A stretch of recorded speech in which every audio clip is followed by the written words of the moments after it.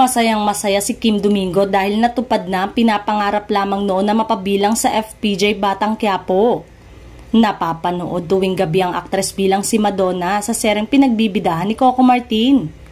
Si Madonna, maangas, babaeng delikado pero meron siyang puso. Actually, dream ko talaga na mapasama sa Batang Quiapo at unexpected ito. Yung nangyari na napasama ako rito, very grateful ako and pagbubutihan ko pa pagbabahagi ni Kim. Bilang pinakabagong aktres sa serye ay maraming mga payo si Coco kay Kim. Bukod sa pagiging pangunahing bida ay si Coco rin ang tumatayong direktor ng programa. Ang gusto lang ni Direk yung training. Masikap ka mag-training dahil maraming mga fight scene. Basta sabi niya, pagbutihan mo lang, galingan mo lang palagi, ilagay mo sa puso yung karakter mo. Ayun yung advice niya sa akin. Ako naman talaga sinusunod ko rin yon. Ako rin magdadala nun so kailangan talaga ibigay natin yung best natin. Paglalahad ng dalaga. Inusisa din ng dalaga sa pagpirma umano nito ng kontrata bilang ganap na kapamilya. Ayon sa aktres, soon, we are working on it.